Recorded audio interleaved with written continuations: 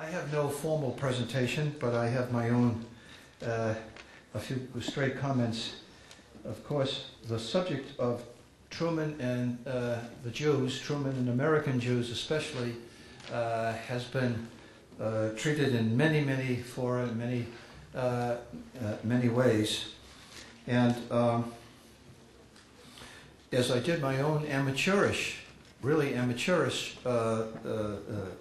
side bits of research, one thing that struck me, subject to your corrections and so forth, is that perhaps, the relationship between Truman and his wartime buddy, Eddie Jacobson, of course, is well documented, and it was a very important aspect, as we all know. I think perhaps there's been a tendency to, how shall we say, overly concentrate on that one. In my own reading, based on online access to the Truman Library in Independence, I find some other snippets which I thought I would share with you for your comments. First of all, there is Beschloss's work, and in it, and in the Newsweek or Time recent edition on presidential courage article that he did, where he draws on his book, there's a reference to the Wiener, V-I-N-E-R family, which lived next door to the Trumans for a couple of years in Independence. And the fact that Sarah Wiener was interviewed, that is available in a Jewish community center in Kansas City. I'd love to see that. But it even reached the point where she said that during Shabbat he was the Shabbos Goy for the family household chores. I have another one, and that is, to me, fascinating. I haven't completely proven it, but I'm 99+% sure that another critical guy in his early life and early career was Jewish, and that is Ted Marks. Theodore Marks was born in Liverpool and emigrated in the early 1900s, around 1904 or 06, thereabouts, I think, to the United States, and worked his way down to Kansas City and joined the Missouri National Guard. And on being interviewed and his application being taken, his interviewer was a corporal in the Missouri National Guard named Harry S. Truman, who remarked when it was over, "You speak pretty good English for a guy who's only been here six months." They were in an artillery outfit within the Missouri National Guard. As President Wilson sent General Blackjack Pershing down to cope with Pancho Villa's terrorist raids on the border, Ted went down with a battery of the Missouri National Guard and rose to become first sergeant of his battery. Then came back to Kansas City, took up tailoring again, made Harry Truman's suits, I think, for much of his career. And as World War I approached, they both then became commissioned. I guess the Missouri National Guard was probably nationalized or federalized or whatever. They both became commissioned officers. They went to France together. Harry was commanding Battery D in France in action, and his good buddy Ted Marks commanded Battery C. They came back, and Harry married, and shortly after returned from France as a local hero. He married Bess, and we have a photograph of the marriage party. And the best man, his best man, was Ted Marks, who I'm 99% sure was Jewish. And I haven't yet proven it, but I'm working on it, and I think I'll get there. Ted's father was born in Poland and emigrated to England, Liverpool, where Ted was born. Mother was Kate. I suspect she was Irish. The family were tailors and garment fabric dealers. You put it all together, the name, and so forth and so on, I'm 99% sure. Ted gave an oral interview at the Truman Institute. There's no mention of any Jewishness in it.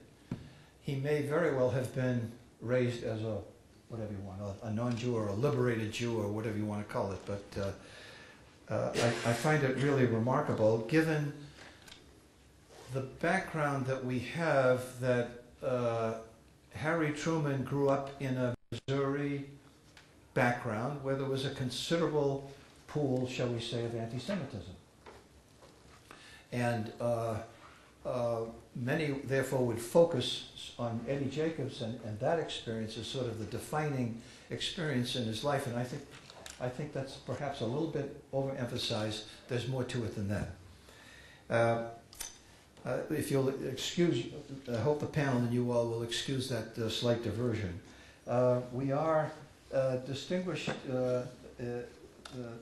had a distinguished panel this morning, and another one, in many cases, is the first time I've met them, and so I'm not able to introduce them with the details and so forth that are due. But I would call first of all on Ronald Zweig to give his presentation, and the podium is yours, sir.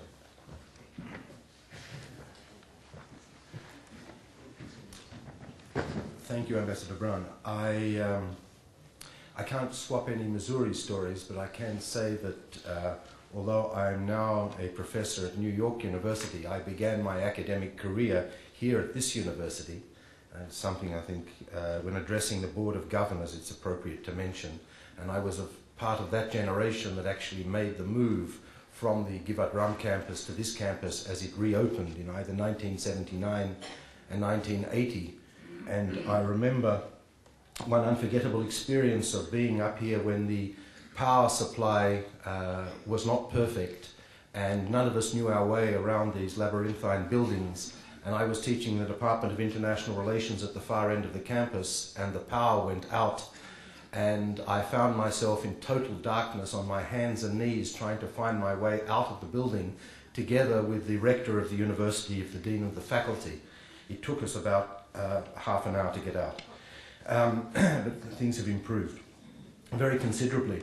I'm probably the only person on the panel that's not going to talk very much about Truman, but I will talk about Truman's administration and try to present a different aspect, a different perspective on the complex process of formulating policy to Palestine. The big question that interests me is, how is it that the United States, emerging on the international arena as a great power after the Second World War, adopts the Jewish question, places the Jewish question on its national agenda, as it very much does. And I must apologize, I'm not 100% well, so I will cough and splutter my way through the next half hour. Please forgive me.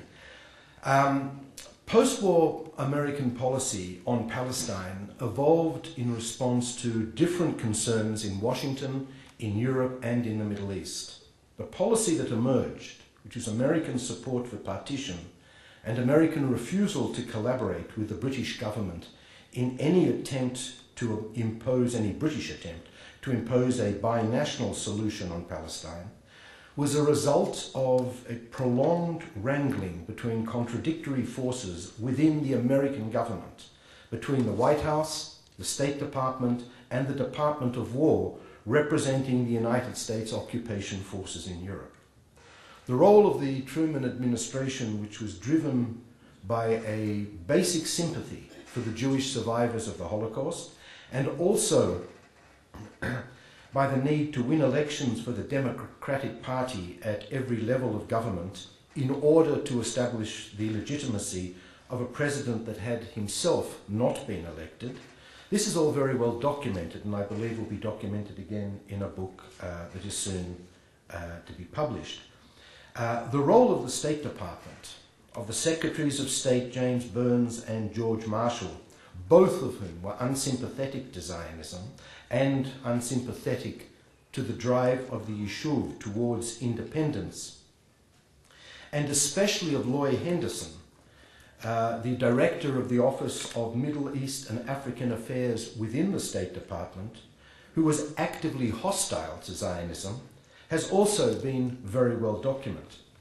So today I plan to turn my attention to the third factor in American policymaking, the United States forces in Europe, to examine the much less discussed but absolutely crucial factor in the evolution of American policy, not just to Palestine, but to the Jewish issue as a whole. Now, in order to understand the juncture of the American forces as they liberate Europe and then take over responsibility for the American zones of occupation in Germany and in Austria, we have to understand certain realities of the Second World War. First of all, the Allies, who, as we well know, had not diverted their attention from the struggle, during the struggle to defeat Hitler, to the issue of saving Jews during the Holocaust. That's something totally different. They also failed very visibly in their wartime planning for the post-war era. That is, what would await the Allied forces when they liberated Europe? How would they handle the administration of civilian populations? In all of this planning, nobody paid terribly much attention to the fact that there was going to be a significant Jewish survivor population that would be liberated by the Allies in the camps. In fact, it was generally assumed that there would be no survivor population because all of the Jews had been deported to Poland, where most of them had been killed. In fact, that was not the case, and that the Allies liberated, the Western Allies liberated, we don't know how many the Soviets liberated, but we do know that the Americans and the British forces and the French forces liberated anywhere between 70 and 100,000 Jewish survivors from the network, the large network of concentration camps, slave labor camps, and satellite camps. There were 1,600 such camps across Central Europe that were liberated by the Allies.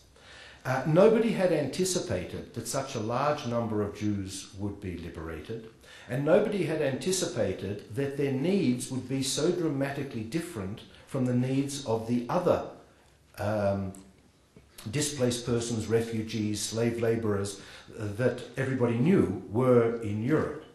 The situation was so bad, in fact, that when the British liberated Bergen-Belsen, where there were 14,000 Jews still alive on the day of liberation, most of whom were in immediate and urgent need of hospitalization, the British came into the camp with 50 folding beds and 8 nurses, and that's it. Now, they immediately mobilized when they realized their failings and did a heroic effort in the weeks and months that followed to improve the situation. But that is, I think, symptomatic of what happened both for the Americans and to the British. Nobody anticipated this problem. The problem was very much larger, and the problem wasn't going to go away. The second point is that they also misunderstood the nature of the Jewish survivor population. As the Allies advanced, they were aware that they would liberate a large number of concentration camp internees, Jewish and non-Jewish. They didn't realize they were Jews, but there would be a large number of concentration camp internees, all of whom, it was considered, were a serious threat to civil order and to public health. And that, in fact, as the Allied armies progressed, one of the early steps that would have to be taken would be to seal down the camps, to make sure that the internee populations did not mingle with the German civilian population, because if they did, they would probably spread typhus, the great fear of any army on the move, and create serious problems, including revenge-taking, acts of violence and so on, against the German civilian population. So it was generalized Allied policy that the armies would close the camps. They would liberate them, they would supply them with food and medicine and so on, but the internees would not be allowed out.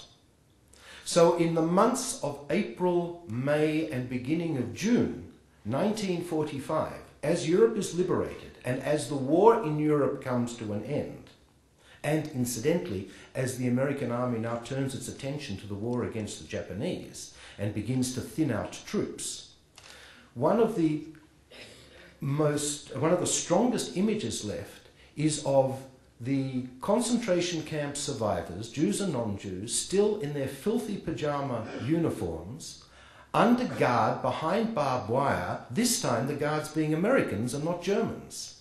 And it took weeks for the Allied administrations to adjust out of this mindset and into a mindset that these were survivors that needed special attention and not the opposite. In fact, for a long time, German and Austrian Jewish survivors were defined as enemy aliens in the camps. They would be treated like the German civil population. And it took the army administration weeks to realize that these were Jewish persecutees, victims of Nazism, that should be treated differently from the rest of the German population. The various refugee organizations that the Allies had spent a year and a half cultivating to take care of this problem were not ready to move when the Allies began to liberate the camps. So the army had to do the work of the United Nations Refugee Rehabilitation Administration for a long time. And all of this made very bad press back in Washington. Added to the bad press that the American army was getting was the embarrassment of George Patton. Patton, a war hero, was also a rabid anti-Semite. And in 2 famous press conferences, he assailed the survivors, those dirty, lazy people in the camps, and said that America should actually be aligning with those fine blonde soldiers that were in German SS prisoner of war camps in order to fight the Russians. This didn't go down very well in Washington either. Patton, identified with the American army, was embarrassing the American army. And by the summer of 1945, there was considerable public criticism in Washington to the behavior of the American army towards the survivors. The result was that Truman sent to Europe, and this is very well known, I'm not telling anybody new here, a commission of inquiry led by Earl Harrison, a professor of constitutional law, specialist on immigration and refugee matters from the University of Pennsylvania, sent Harrison to Europe to investigate the condition of the Jewish survivors in the camps and to recommend policy. Harrison didn't go alone. He was a leader of a delegation. He was accompanied by 2 people who were seriously involved in refugee affairs, Patrick Mallon from the Quakers and Herbert Katsky from the American Joint. It seems as if, and Joseph Schwartz, the leader of the Joint in Europe, it appears as if Joseph Schwartz actually wrote the Harrison report. And it was an extremely strong report. It started by saying that it would appear to the survivors that the American army was treating the Jewish survivors of the Holocaust in the same way that the Nazis treated them, except for the fact that they weren't killing them. Now that's an outrageous statement, and it was designed to attract attention. The report then went on to make 2 crucial recommendations: that Jews and non-Jews be separated in the displaced persons camps, because many of the non-Jews that had gravitated to the displaced persons camps were in fact, by the summer of 1945, Nazi collaborators that could not go back to their homes in Eastern Europe. And they didn't mix very well with the Jewish survivors in the camps. So the first thing the Harrison report recommended was that there be separate Jewish camps for the survivors of the Holocaust. This is of major significance.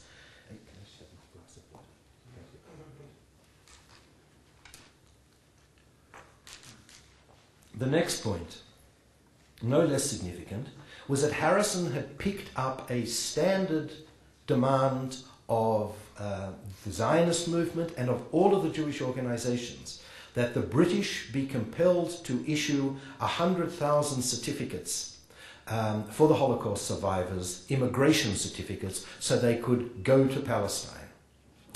As I always tell my students, had the British been smart enough to accept that recommendation in the summer of 1945, it is doubtful whether the State of Israel would actually have come into existence, because that bubble, the pressure, this massive pressure that builds up of illegal immigration into Palestine would never have occurred. There weren't even 100,000 survivors in the camps. Many of the survivors that had been liberated by the Allies died in the months that followed, a significant proportion. Others, if they had homes to go back to in Western Europe or Central Europe, went back to their homes. By the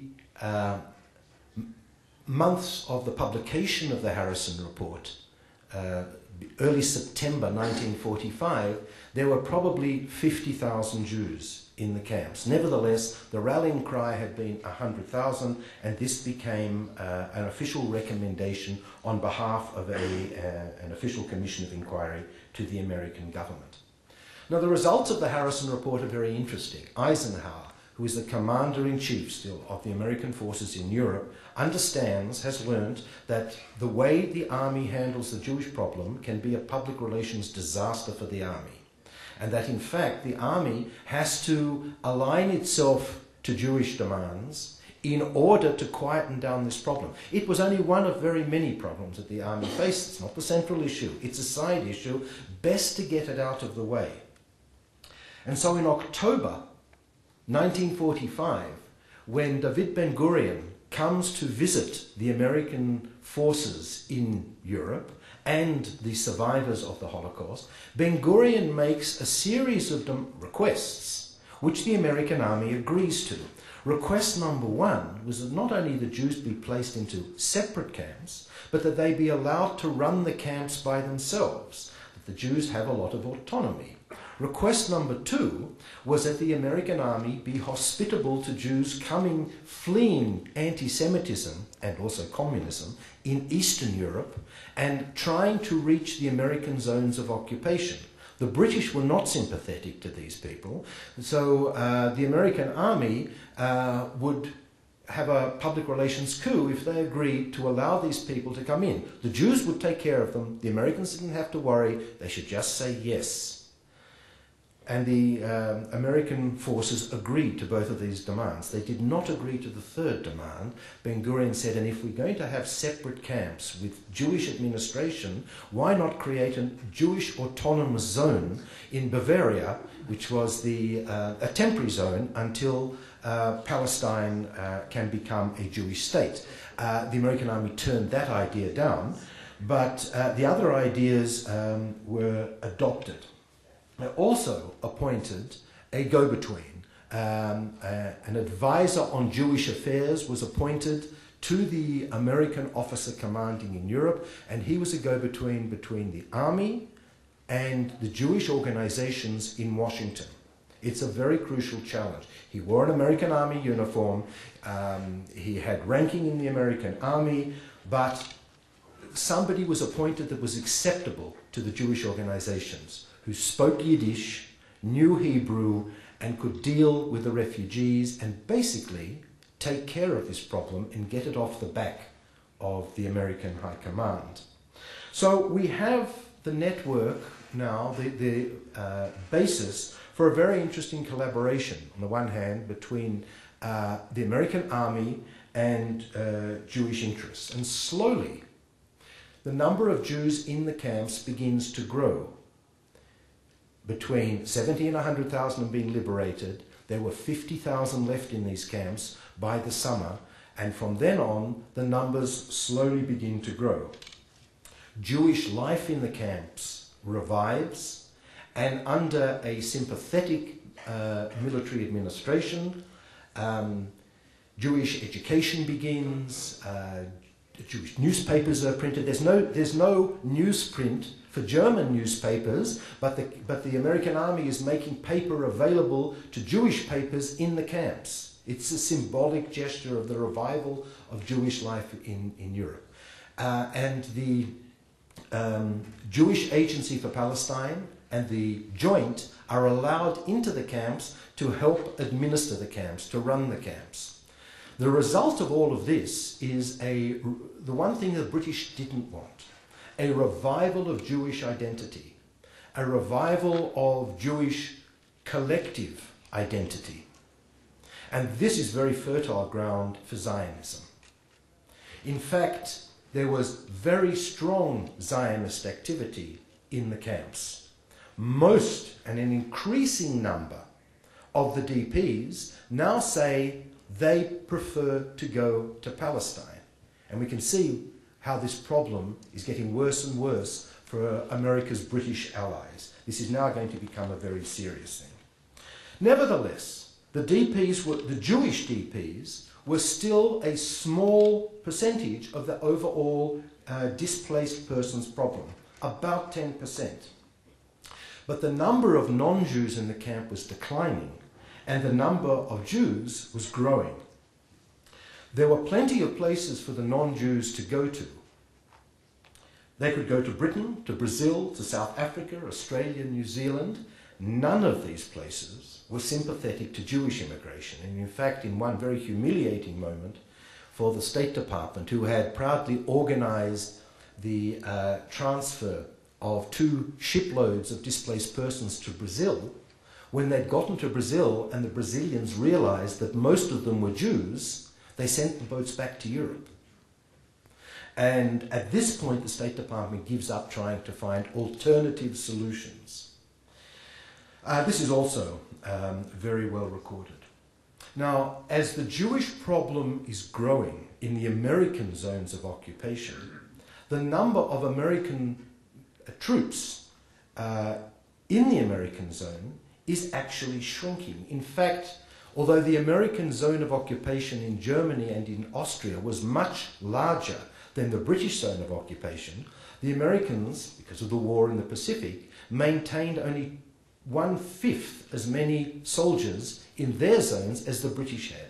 In other words, the Americans were understaffed, and as a result of which they gave the task of policing the borders of Germany. The German state didn't exist yet. Germany had surrendered unconditionally, but the first German authority that the American army rehabilitates and recognizes is the German police force, to take over daily police functions, but also to patrol the borders of Germany. So now you have a situation of German police with American guns policing the borders, and we have infiltration of Jews from the east trying to find protection under the wings of the American army. This was an impossible situation.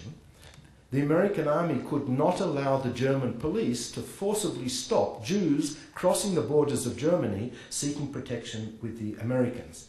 The Jews were in any case only a small percentage of the overall illegal border crossings, some 10 to 15%.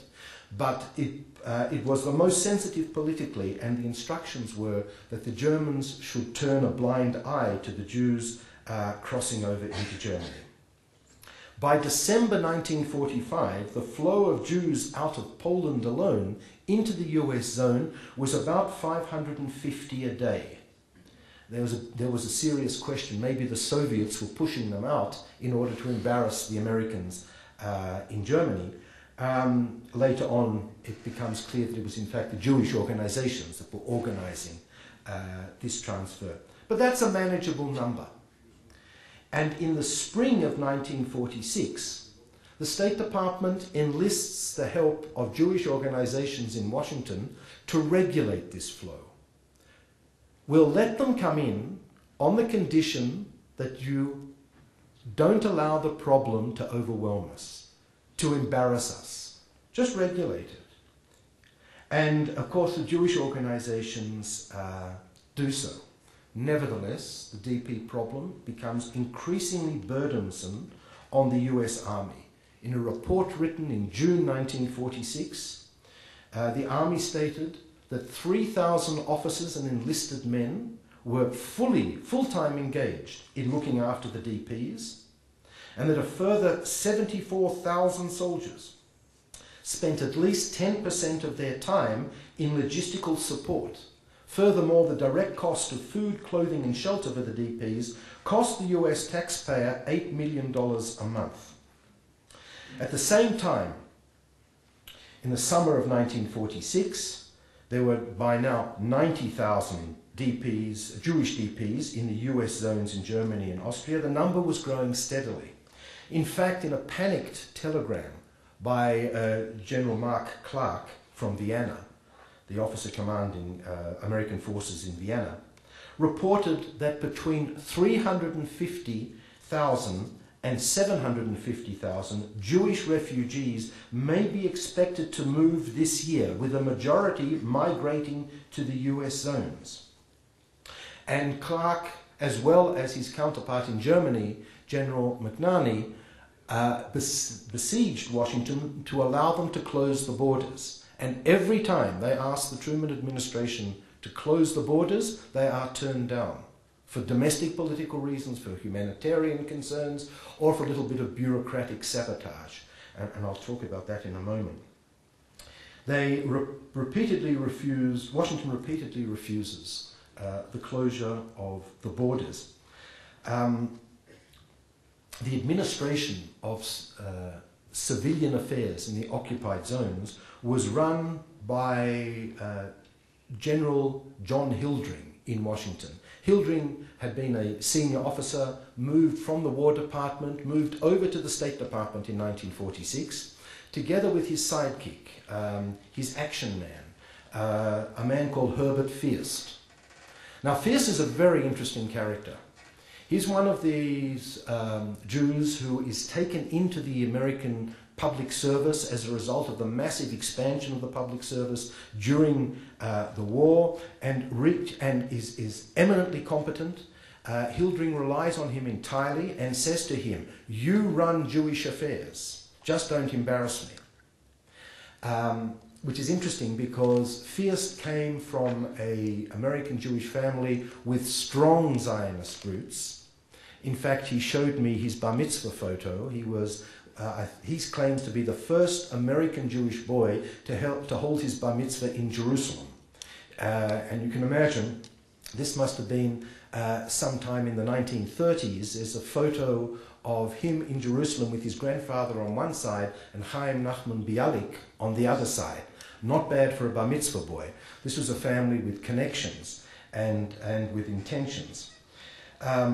Fierst was very involved in the administration of American policy to the DPs, to the Jewish DPs, and at one particular moment when McNerney sent yet another request to close the borders, knowing that Truman might consider it positively on that particular day, he sent it on a round of reauthorizations within the State Department and the War Department, delaying its arrival at the White House by 3 days, by which stage Truman wasn't interested anymore in controlling. That's what it means to have friends in high places. By 1946, the situation had changed dramatically in Poland. Hundreds of thousands of Jews, almost 200,000, Polish Jews were allowed out of the Soviet Union, allowed to return to Poland. Many of them intended to move westward, to leave Poland. And in July, on July the 4th, there was a major pogrom in Poland at Kielce, July the 4th, 1946. And within months, tens of thousands of Jews packed their bags and headed straight to the American zone. This was exactly the crisis that the Americans were worried about. Now, what was being done about it? Well, already in 1945, the American government had agreed with the British government to hold a joint committee of inquiry onto the future of Palestine and the future of the displaced persons in Europe. This was the Anglo-American Committee of Inquiry.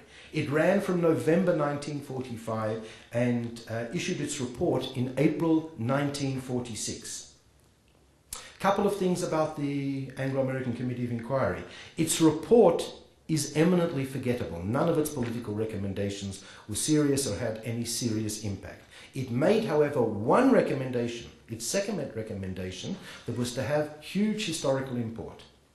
It also, like the Harrison report, called for the immediate release of 100,000 certificates, immigration certificates to Palestine. Now, this was a joint British and American report. Harrison was an American report. One of the conditions of the American government in joining the British in this committee of inquiry, was that if the conclusions were unanimous, the British, both the American and British members agreed, the British government committed itself to implementing the recommendations. So when the committee unanimously agreed for 100,000 immigration certificates to Palestine, the American army clapped its hands with glee and said, "That's fantastic, we're about to end this problem."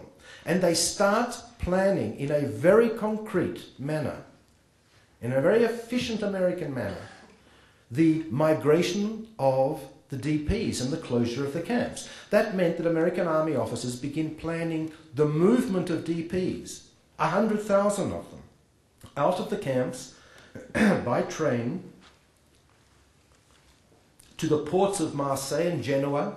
Shipping schedules were checked to ship them to Palestine, and American army plans were drawn up to create tent camps for the DPs when they reached Palestine. It was all arranged. The British promised that they would agree. And in June of that year, talks were held in London to implement the recommendations. The American army sent officers both from Germany and from Austria to London with the shipping plans and the train schedules, everything set to go. And the British told them, well, we don't really intend to implement this recommendation. And all sorts of diplomatic reasons were put up, the security of Palestine and so on and so forth. And the American army learnt a very quick lesson. Don't trust the British. More important, don't listen to them. Do what's in your own interest. There were at this point 133,000 Jewish refugees in the American zones of occupation. 116,000 had said they wanted to go to Palestine, and they were just about to get rid of 100,000 of them, meaning they could close most of the camps and end this damn problem, and the British say no. So when the American officers return back, unable to close the borders, unable to cooperate with the British to send them out to Palestine, they begin a policy of unofficial cooperation with the organizers of illegal immigration to Palestine. And although this is not documented in specific policies, I have documentation, but it's not there in the official records of the American armed forces. The Americans begin to refer to, they invent a new word for it, an interesting phenomenon. There was infiltration of Jews into the American zones from Eastern Europe. There was now exfiltration of Jews out. And in this phenomenon of exfiltration, the American army was just only too happy to cooperate. I can tell you when I told this to an audience of veterans of the Underground Railways, if you like, the organizers of illegal immigration, all of whom are now captains, or were 20 years ago, captains of Israeli society, heroes of the struggle for independence, organized Al-Talal, when I said they were actually doing the work of the American army and enjoyed the active cooperation of the American army, they almost threw the chairs at me in the audience. I'm not detracting at all from their heroism, but the fact is they could almost claim American military pensions because they were doing the work that the American army wanted. And if one looks at it, as a historian must, from a distance, in the following 22 months after these failed talks in London, almost 50% of the illegal immigration to Palestine, that is 35,000 out of the 72,000 total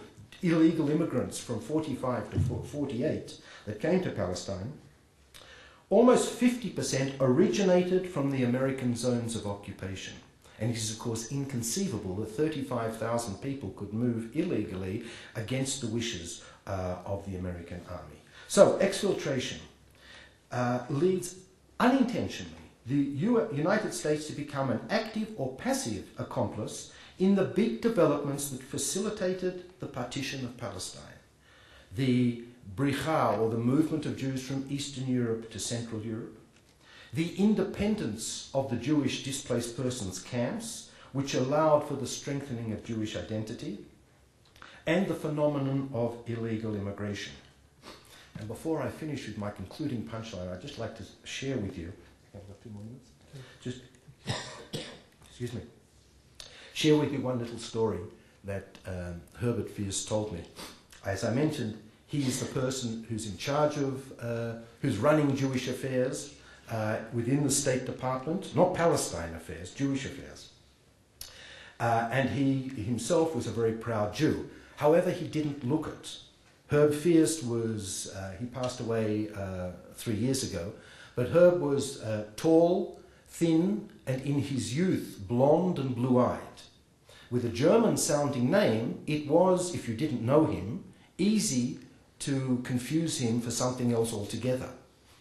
And he told me that the day that the actual report, the 2-volumed report of the Anglo-American Committee of Inquiry, came to the State Department in advance of its public release, his boss, General Hildring, sent him across the State Department building from one end where the Civilian Affairs in the Occupied Zones Department was based, to the Office of Middle Eastern and African Affairs, led by the anti-Zionist Loy Henderson. Henderson had received the report, and it was Fierce's job to pick up a copy. So he walks across, and as he gets there, he goes to the secretary and said, "I've come to collect a copy of the report." He said, "Oh, Mr. Henderson is at a very important meeting, but he has asked to speak to you, and he wants to give you the report personally." He said, "I waited for Henderson to come out, this august gentleman, many years older than Fierce, came out of this meeting, and he wanted personally to convey the report with a message." He says, "As he put this thick 2 volumes into my hands, he said, 'Make sure that this report never falls into Jewish hands.'" Regardless of policy I asked her how long did it take for the Joint to get a copy, and he didn't answer. Regardless of policy developed in Washington, and unintentionally so, the United States did play a major role in the events leading up to Israel's independence. Thank you.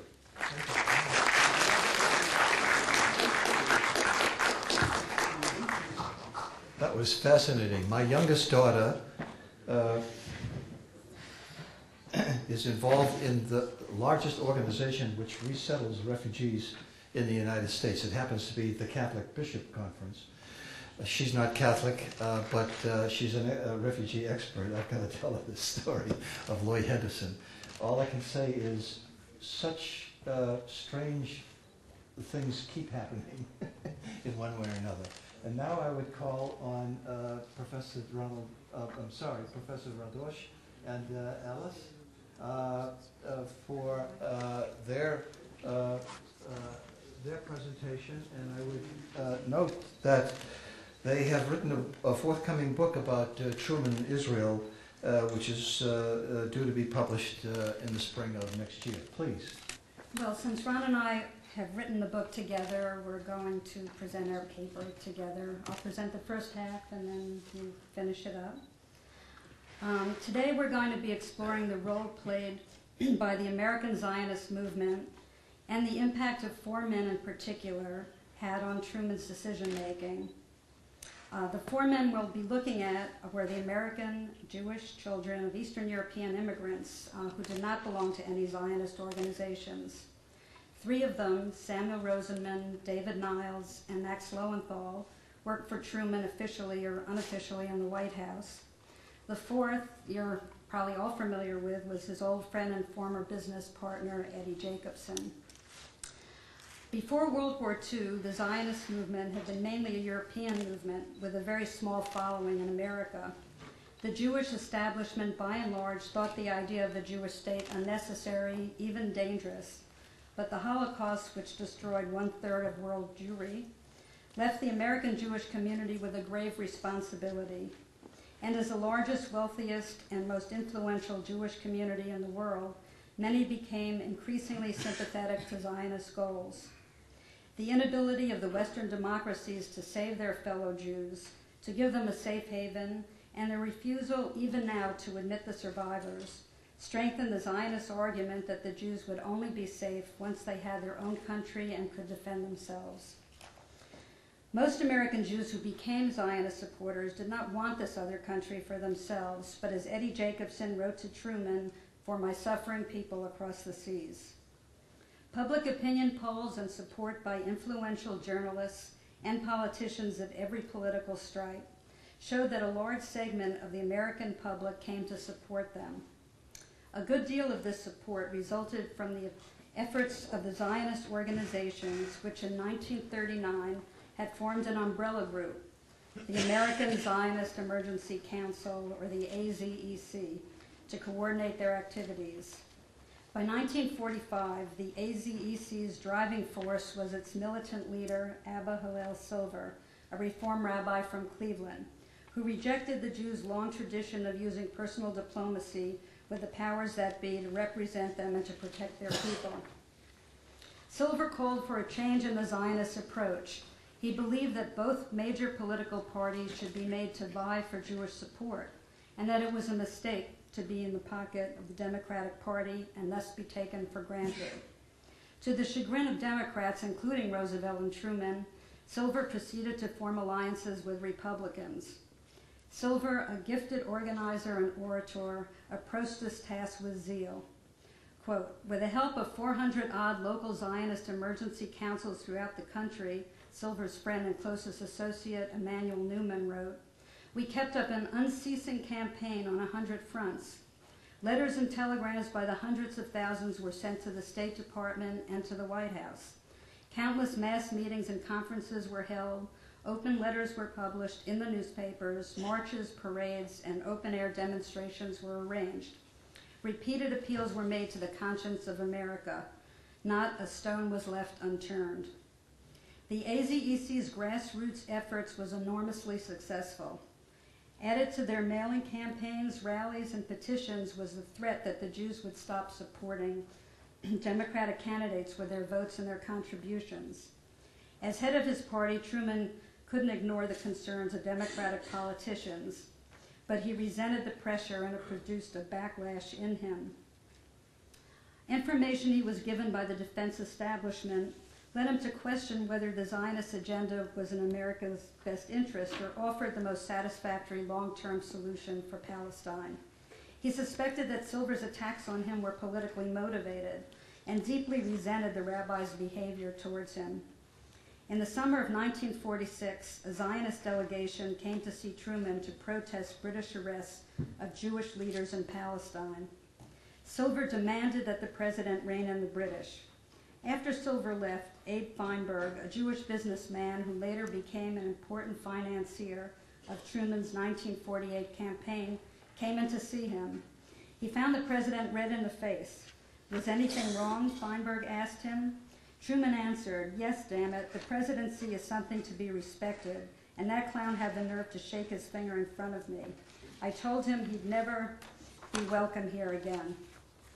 While Truman had sympathy for the Jewish survivors, it was incidents such as these, as well as the denunciations of him from the Zionist movement in their mass rallies and in the press, that led him to condemn those he called the extreme Zionists, to vent his rage in private against them, and to repeat his mantra that the Jews, like other groups, abused their power once they were on top. The president's negative reaction alarmed the Jewish Agency, whose leaders realized how important Truman's support was at a time when the State Department was doing everything in its power to derail the creation of the Jewish state. It caused us serious concern about the outcome of our struggle, wrote Eliyahu Epstein, later Elath, the Jewish Agency's representative in America, and led us to turn to our friends in the White House to rectify the situation. The men that Epstein was pinning his hopes on were Jewish Americans who had themselves undergone profound changes in their views of Zionism.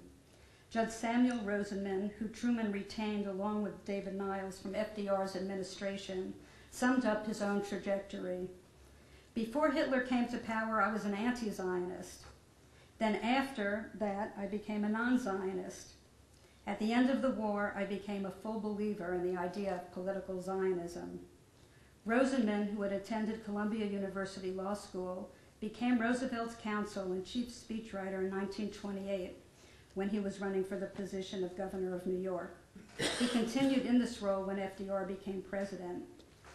After FDR's sudden death, Truman realized that Rosenman's 2 decades-long relationship with Roosevelt would serve him well and asked him to stay on in the same capacity. Shortly after he became president, unknown correspondence between FDR and Saudi King Ibn Saud surfaced. Saud's letter was an attack on Jewish claims in Palestine, and FDR had assured him that he would take no action which might prove hostile to the Arab people, and that the policy of the United States remained unchanged. Up to that point, the United States did not have much of a policy except to say that they would not support any changes in the basic situation in Palestine before consulting with the Arabs and the Jews. Palestine, state believed, was a British affair since they held the mandate for the area. Truman showed the letters to Rosenman. Truman had been pressing Prime Minister Clement Attlee for the admittance of 100,000 Jewish refugees currently in European DP camps into Palestine. Would this have any bearing on it, he wanted to know? No, Rosenman advised. He did not think that admitting 100,000 Jews to Palestine was a hostile act or meant that there was a basic change in the situation. As he read the Ibn Saud FDR correspondence, Roosevelt had not made any promise beyond saying that he would first consult with both Arab and Jewish leaders, but that there was no intention on his part that he would have to obtain their consent before he took action. Truman, he advised, should continue to press Attlee on the refugees. Rosenman reminded Truman that while FDR's letter appeared to be pro-Arab, at other times Roosevelt had stated he favored Jewish immigration to Palestine and even the establishment of the Jewish Commonwealth there. In response to Truman's request, the British proposed a joint Anglo-American committee, which you have now heard about several times. When the British presented Truman with their suggested terms of reference for the committee, Truman asked Rosenman to look them over. I think it's a complete run-out on the mandate, Rosenman told Truman. The terms of reference made no connection between the refugees and Palestine, a connection which the British clearly wanted to avoid. Taking Rosenman's advice, Truman made certain that the option of Palestine was formally put into the proposal. At Truman's request, Rosenman submitted a list of possible American candidates for the committee. 2 of them, Bartley Crum and James McDonald, became the committee's strongest supporters of the Jewish position. And Truman eventually appointed McDonald as America's first ambassador to Israel. After Rosenman left the White House to enter private practice, he continued to be of service to the Zionist cause, acting as Truman's emissary to Chaim Weitzman.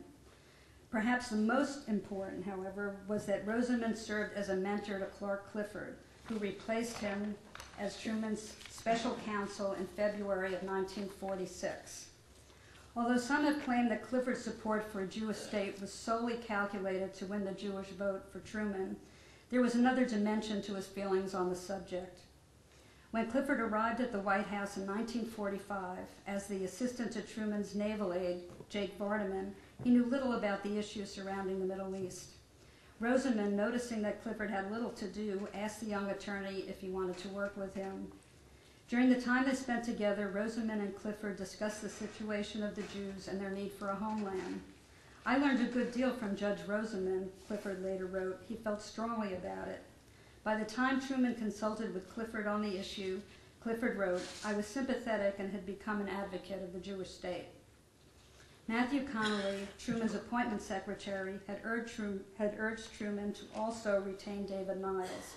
If Truman lost Niles, Connolly told him, he would lose someone who would be completely loyal to him, who backed him for nomination as vice president in 1944, and who would be invaluable working for Truman in the same job he had done for FDR, as an advisor on minority groups, focusing mainly on the Jewish community and New York City politics.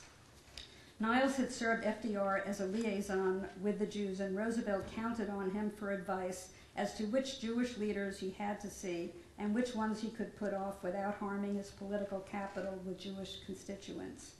He continued to take this role with Truman. Truman put Niles in charge of all the information coming to the White House that had to do with the issue of Palestine and the Jews, and routinely asked for his advice. As the focus shifted from the refugees to finding a workable solution to the Palestine question, Niles advised Truman on the various plans put before him. Niles helped to dissuade Truman from making decisions that would have harmed the possibility of creating a viable Jewish state. For a while, Truman seemed favorable towards the Morrison-Grady plan, a plan which its Zionist critics rejected. Niles advised him to reject it, pointing out that Truman would be accused of giving up everything for a very limited goal. Truman took his advice, others were advising him as well, causing Secretary of State Burns, who supported it, to complain that, quote, Niles and Sam Rosenman were chiefly responsible for the president's decision, unquote. Truman felt defeated. His best efforts to find a solution had gone nowhere. Jewish agency leader Nahum Goldman was in Paris attending a meeting of their executive committee, of the Jewish committee, if I didn't say that, when he received an urgent phone call from David Niles. Truman, Niles told him, was fed up with both the British and the American Zionists and was threatening to wash his hands of the whole matter. The only thing that would stop him was if the Jewish agency came up with an alternative and realistic plan to substitute for Morrison-Grady. Members of the Jewish agency executive had already been considering distancing themselves from the Zionist Biltmore Resolution of 1943, which called for a Jewish state in the entire area of Palestine and adopting the more realistic goal of partition. Unless they accepted partition, they reasoned, Jews were destined to be a minority in an Arab state. Wouldn't it be better to have a smaller state where they would be in control of their destiny? If Truman actually washed his hands of the Palestine issue, it would be, in Goldman's eyes, a catastrophe, a worse catastrophe than an open state of war with England. After a few days of discussion, the Jewish agency executive adopted a resolution stating that it was prepared to discuss a proposal for the establishment of a viable Jewish state in an adequate area of Palestine. That area would have to have full autonomy, including control over immigration. The executive charged Goldman with presenting their proposal, which he did. Rabbi Silver reluctantly agreed. Next, Goldman convinced Assistant Secretary of State Dean Acheson that partition was feasible and perhaps the only way out. Acheson thought he could support such a plan and advised him on how to proceed. He must first convince David Niles, Secretary of Treasury John Snyder, and Secretary of War John Patterson to support the partition plan. Goldman knew that David Niles was very important to Truman and had been one of the moderate Zionists' best and most loyal friends in Washington. However, he also believed that Niles was not much in favor of the Jewish state. He helps us very much, but he was never ideologically a Zionist, Goldman said. It was difficult to sit down and talk to Niles during the day, so Goldman went to see him at his hotel. According to Goldman, after a 2-hour talk, Niles left convinced that the agency's new resolution was the only way out of the impasse. Goldman also convinced Snyder and Patterson, as well as Judge Joseph Proskauer, the anti-Zionist head of the American Jewish Committee, to support the partition plan. Now that Goldman had gotten the necessary parties to agree, it was decided that Niles and Acheson would present the partition plan to Truman with their endorsement. On the 9th of August, 1946, Goldman once again went to see Niles in his hotel room. With tears in his eyes, Niles told him that the president had accepted the plan without reservation and had instructed Dean Acheson to inform the British government. Even though the British rejected it, this proposal was important because it led Jewish leaders in America and Palestine to reach a consensus supporting partition. It also marked a turning point in the evolution of Truman's view of the Palestine crisis. He had been unable to work out a solution with the British, and so was just stating the facts when he made his famous Yom Kippur message in October of 1946, announcing that the Jewish Agency had agreed to the creation of a viable Jewish state in control of part of Palestine, and that he now believed a solution along these lines would command the support of public opinion in the United States. And I'm going to end here, and Ron's going to pick up.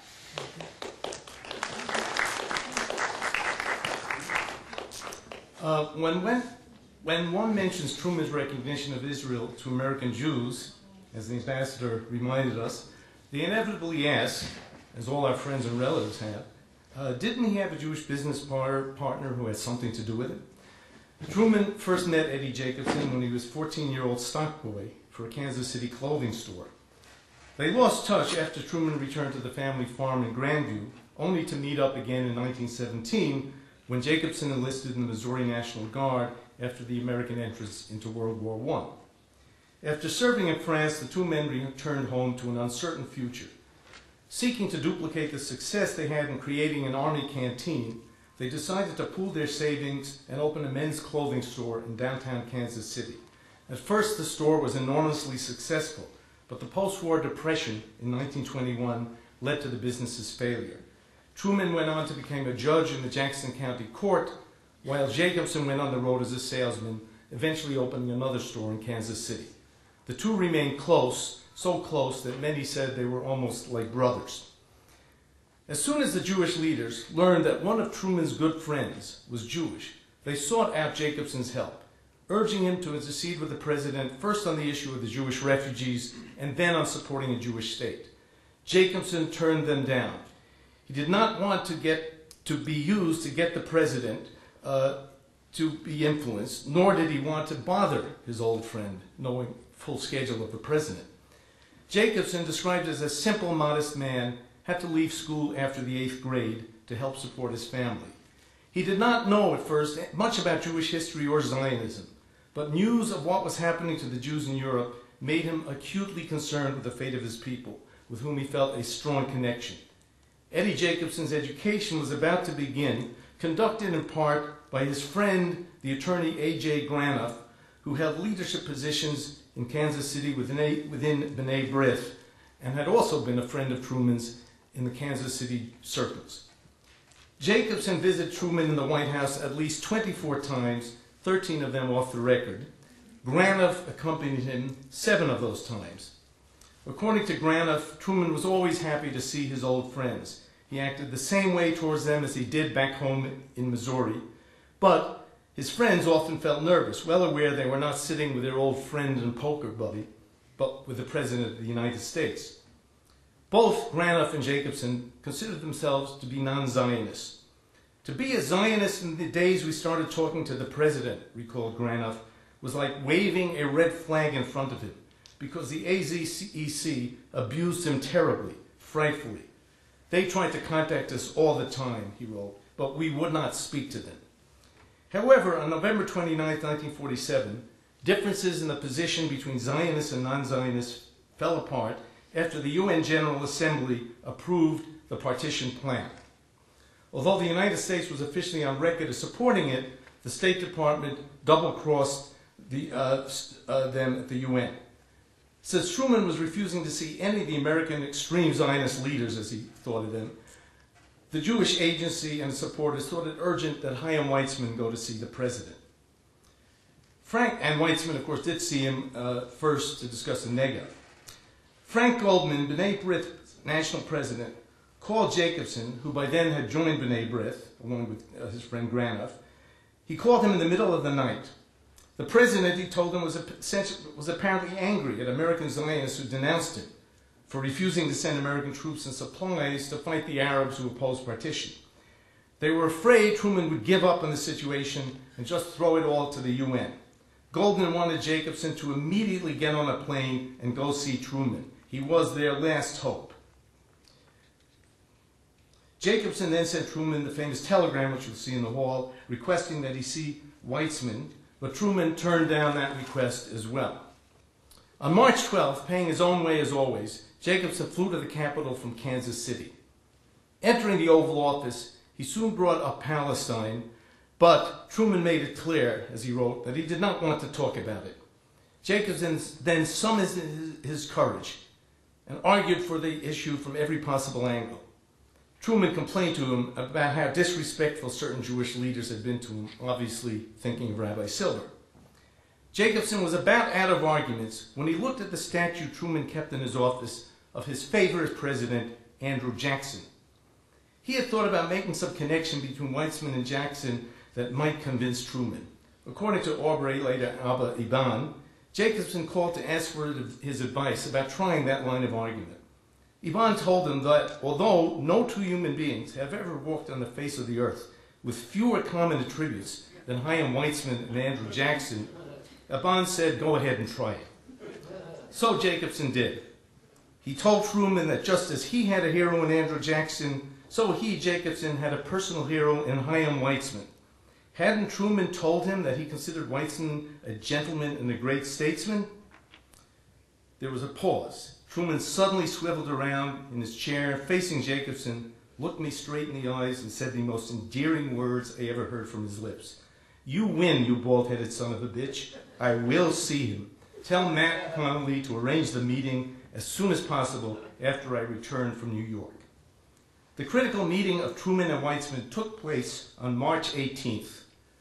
Weitzman told his wife upon returning to his hotel room that Truman had told him that he fully supported partition.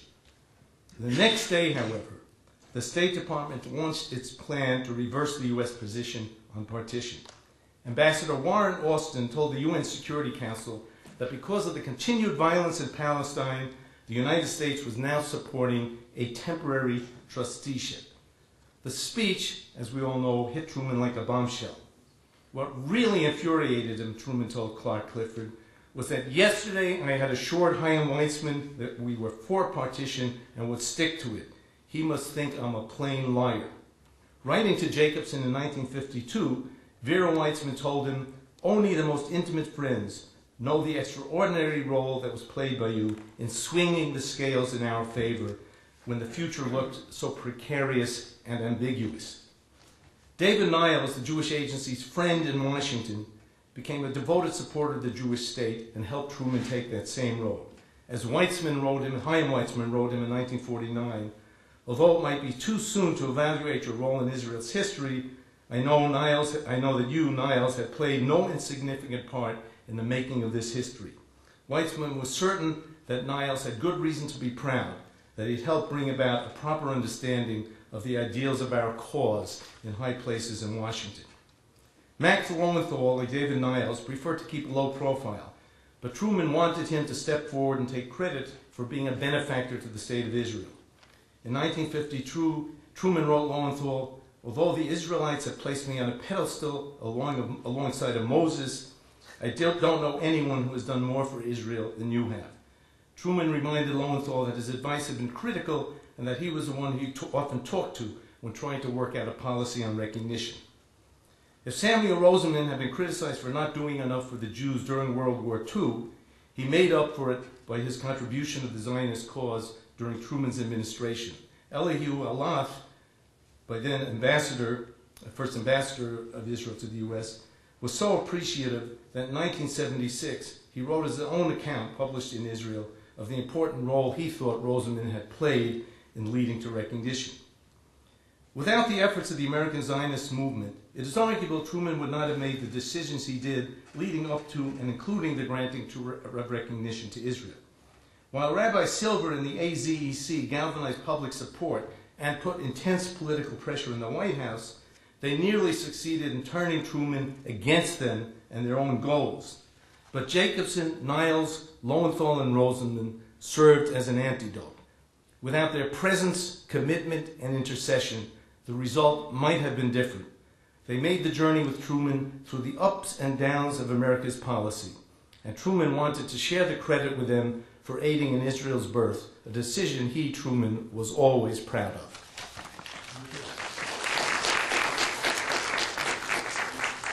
Thank you very much. And now I call on Michael Cohen to discuss, of Bar-Ilan University, to discuss the domestic factor.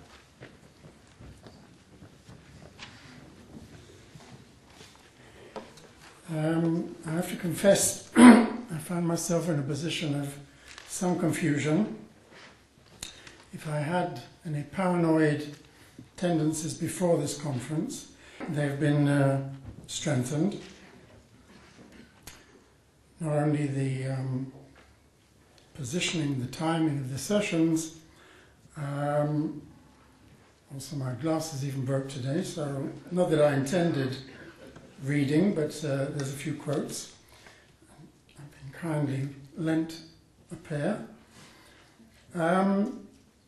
Months ago when I was first approached, I had a gut feeling, which has been more than justified, that I'm going to be the one who spoils the party. The saying goes that God is in the details, something of that. And I want to add a few details. And as I'm going to speak off the cuff, well, of course I know the material a little that I prepared, it'll be a little ad hoc.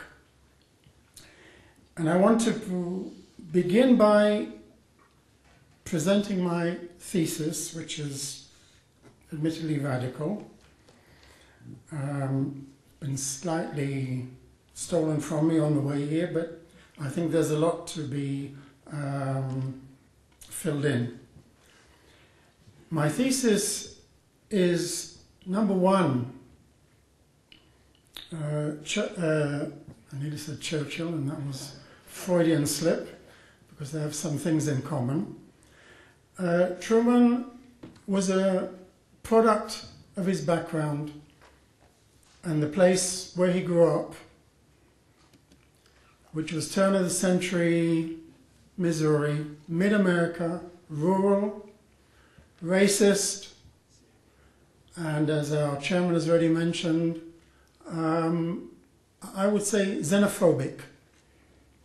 And Truman himself, as a struggling young farmer, resented the foreigners. I doubt if he'd met many Jews in Missouri, maybe he did in Kansas City, but the first quote, which I'm going to struggle with, one second, is a short letter he wrote to a cousin of his, and this has been printed. A short letter he wrote from New York in 1918 when he was shipping out to the war in Europe as a young, not so young, 34-year-old soldier, enlisted. And he wrote of New York to his cousin, Mary Noland. This town has 8 million people. 7.5 million of them, apostrophe EM, are of Israelitish extraction. 400,000 are WOPs, and the rest are white people. WOPs, you know, are Italian. To his future wife, Bess, he said this is a kike town.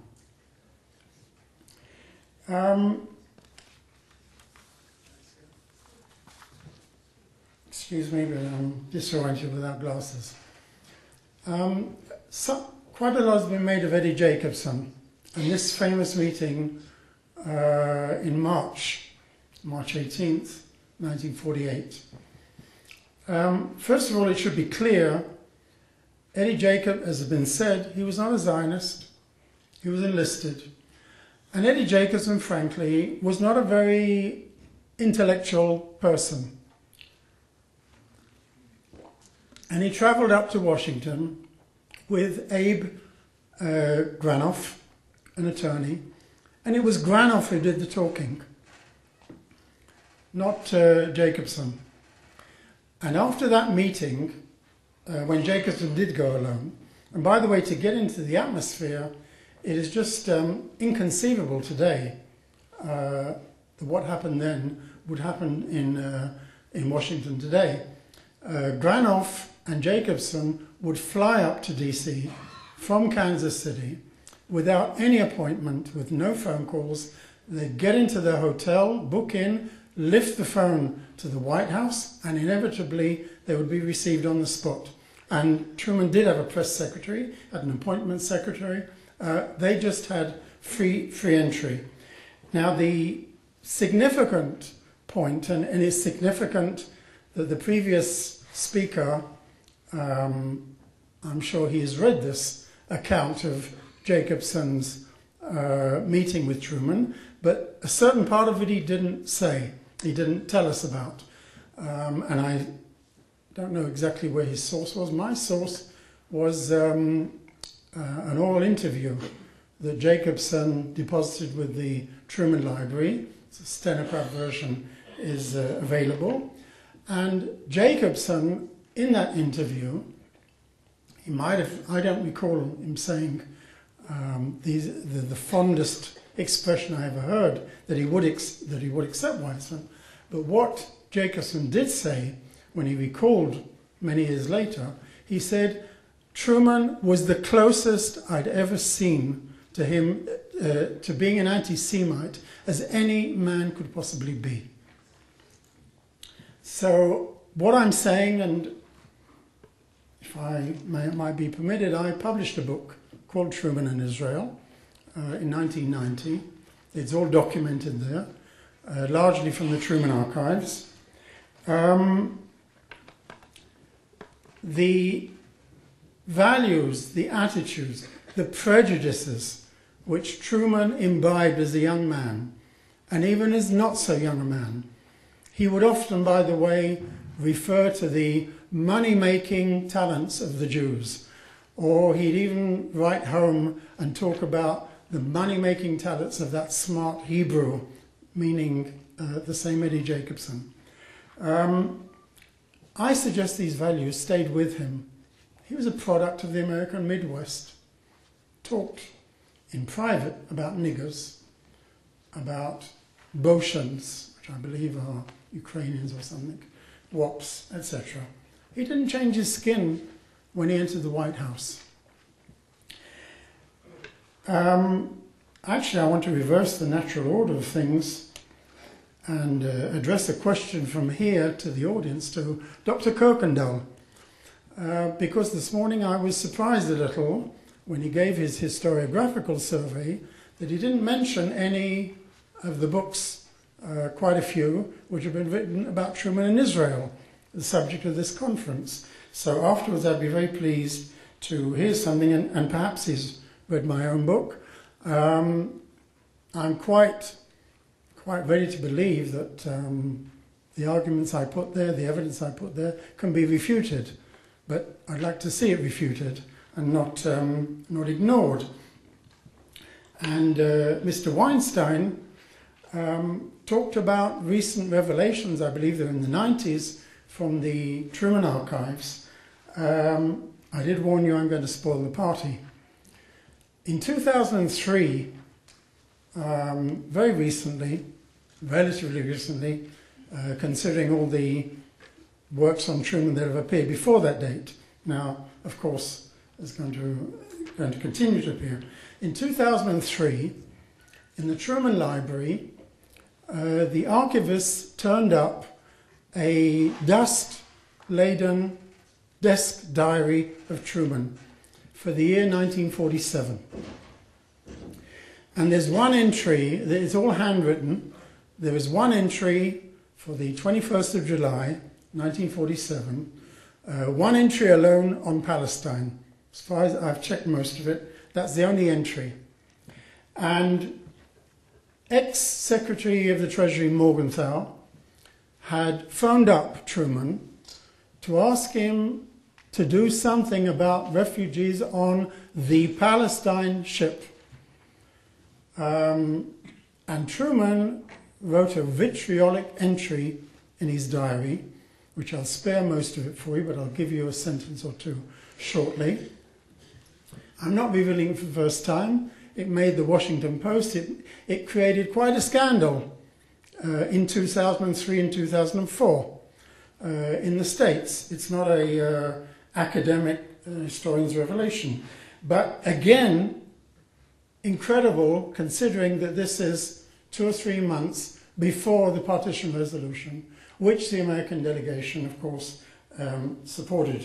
And I'll deal with the partition resolution and the recognition in May 48 only because of lack of time, and presumably I'm running over already. So when Truman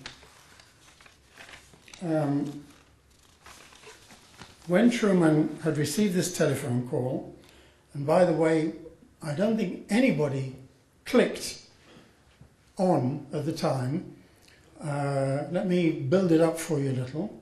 This Palestine ship and the refugees on it was not just any old ship. It was none other than the Exodus. It had to be, because the Exodus was intercepted on the 19th. It was already, the passengers of the Exodus were already on their way back to Europe on 3 different boats, which the British had forcibly taken the refugees off the Exodus and put them on 3 ships back. Evidently, the Zionists had asked Morgenthau, the Jewish Secretary of Treasury of Roosevelt, to intercede with Truman to get him to do something to stop these terrible British taking him back to the continent where they'd suffered so much. And by the way, this, to me, it says a lot about the Zionist historiography, which we are very fond, and still, of citing the Exodus as one of the incidents which turned the United Nations Committee on Palestine.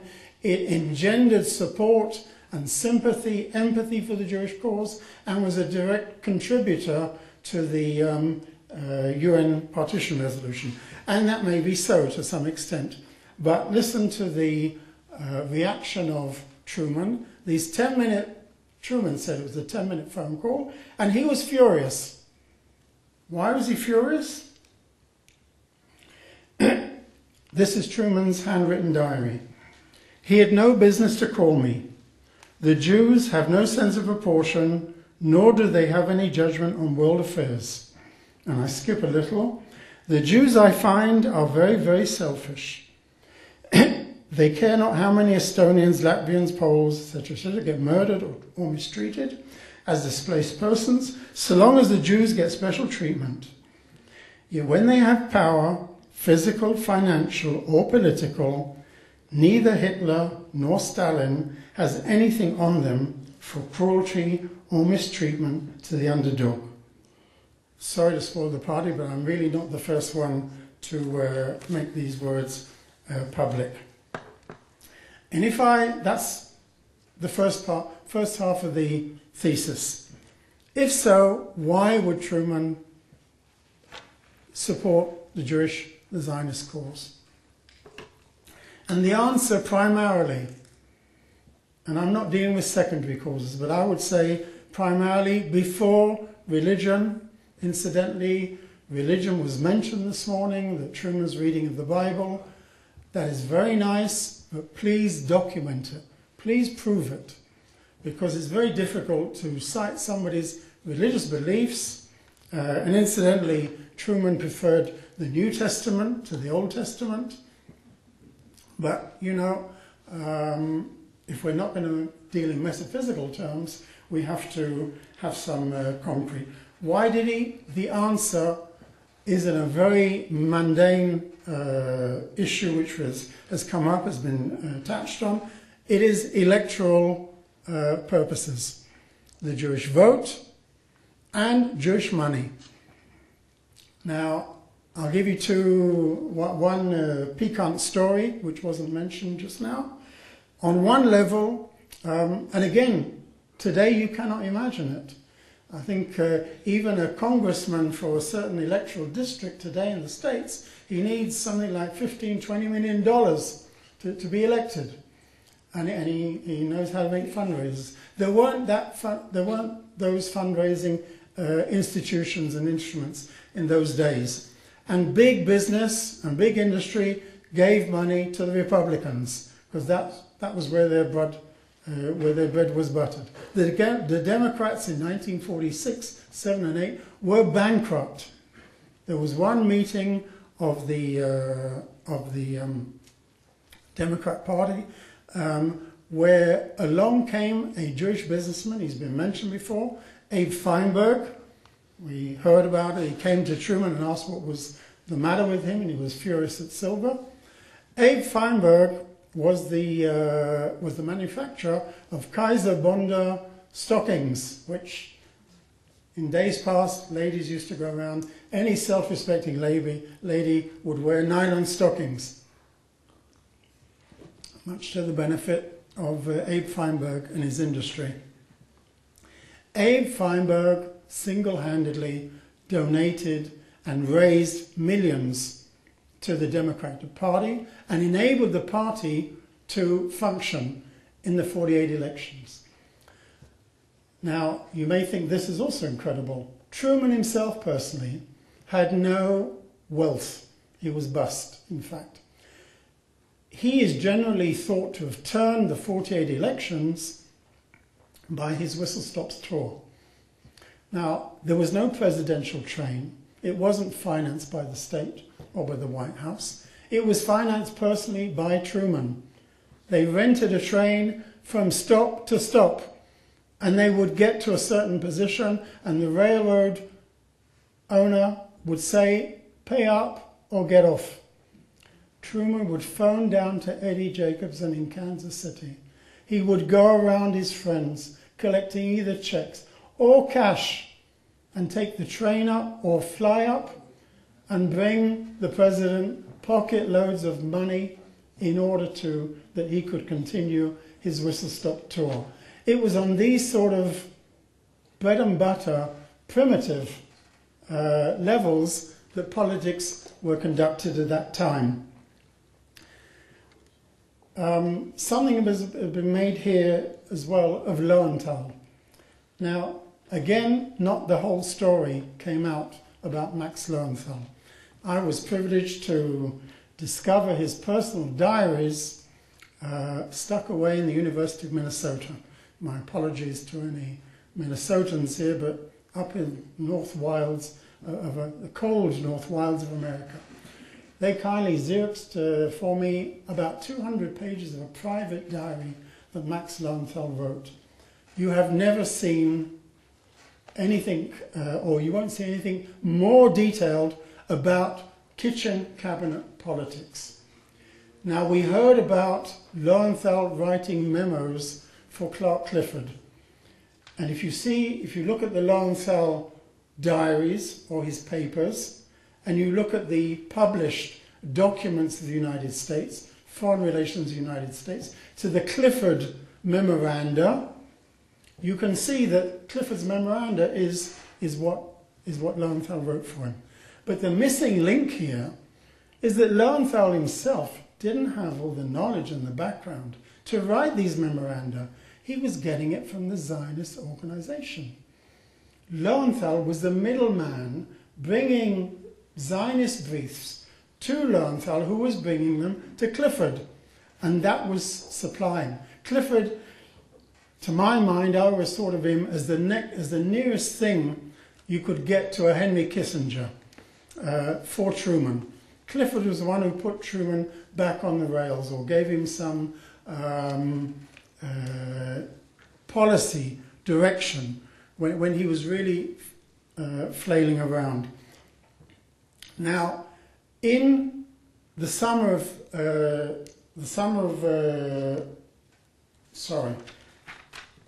I'll go to November 47. In November 1947,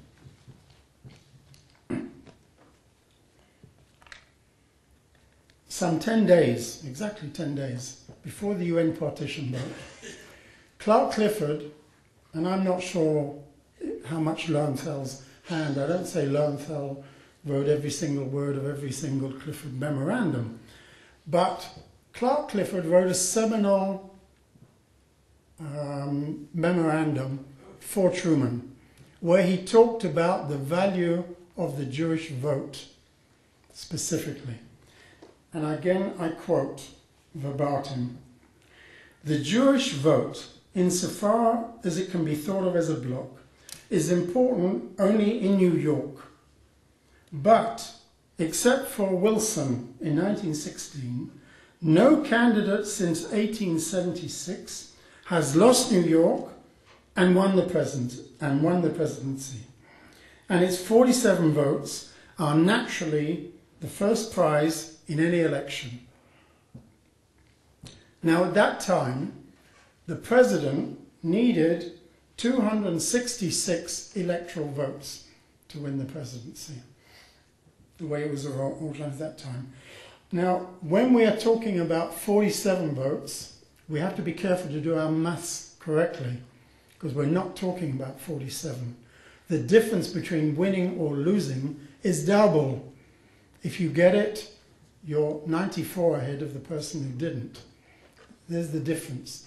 And this, evidently, Clifford found it necessary to point this out to the president. I'll just, seeing as the time's running on, as for the UN Special Assembly, or General Assembly, which dealt with the Palestine question, I will just, en passant, comment that the policy of the US delegation at the UN was to stand back and adopt a no hands-on, a low-profile policy. Now, the US at that time had enormous influence, especially on European states such as Turkey and Greece, who were the beneficiaries of huge aid under the doctrine. Europe, Western Europe at least, was in the pocket, literally, of the Americans. And there are minutes of the meeting of the delegation where Secretary Marshall said, "We are not going to influence anybody." Now, the lack of American lobbying was noticed by the Zionists, and they came to the administration and complained, "Why aren't you doing anything to further the cause? It's going to fall." Everybody believed it would. And let us remember that 4 days before the crucial vote on the 29th, in the plenum, the full meeting of the General Assembly, there was a meeting of the Assembly sitting as a committee ad hoc. The 25th, people should remember the 25th just as much as the 29th of November, because at the meeting of the 25th, they did not get the necessary 2/3 majority which was required of a UN resolution to pass. And it was only in those last 4 days or more, especially, there was Thanksgiving, there was a filibuster, in the last 48 hours. And it was done by hook and by crook methods. And I'll give you one simple, it's all in the books, as much of the material is today. The small state of Liberia survived, its economy survived by the export of rubber. And the person who bought it all was Harvey Firestone of Firestone Tires. And when Liberia voted against on the 25th, Harvey Firestone, who despite his name was not Jewish, he was persuaded to ring up the president, Tubman, of Liberia, and to say, "You don't change your vote, you're going to be in trouble getting rid of your next year's harvest of rubber." So again, telegraphically. Let's go back to this, I'll go on to the recognition, and I'll try and finish off here. Again, I want to enlarge on the paper given by my predecessor. At that meeting on the 12th of May, and it's interesting, in Tel Aviv, the Provisional Council of the Yishuv was meeting to decide, do we go ahead and declare independence on the evening of the 14th? And largely, the fear was hanging in the air that Marshall had told Moshe Sheltok, if you go ahead with your plans for a state. You're on your own. Don't come crying to us. Don't come looking to help for us. And Marshall, who had been a general in China when the communists had taken over, he warned them. He said the situation was the same there. The communists were on the highland and they swept down into the coastal plain, just like is going to happen to you, where the Arabs are on the middle spinal, hilly country. They'll sweep you off the... All the experts believed that Israel was going to be wiped out, the military experts. At that same day, on the 12th, 7 hours back or whatever time difference was, in Washington there was this crucial meeting at the White House. And when Marshall came into the room, he saw Clark Clifford, and he saw red. And he glared out, and we should remember, not only Stonewall Jackson, Truman was fond of generals. And perhaps second only, or maybe before Jackson, his hero was George Marshall, who had been the chief of staff in World War II. And Marshall made no bones in his deference to Truman or not. And Marshall knew that Truman needed him, couldn't have his Secretary of State resigning on something like this. And Marshall glared out and he said, actually, possibly the records are sanitized. I can imagine him saying, what the hell is Clifford doing here? He said, let's say, what is Clifford doing here? And Truman said, he's here because I asked him to be here. And Marshall exploded, this is straight politics. And then they carried on the debate. And I must say, to a great extent, I don't have time to go into it here, this debate on the 12th of May was largely a ricochet from the whole trusteeship debacle of March. Because Truman, the trusteeship proposal, which the State Department people had come up with at the Security Council, had really knocked Truman back with the Jews.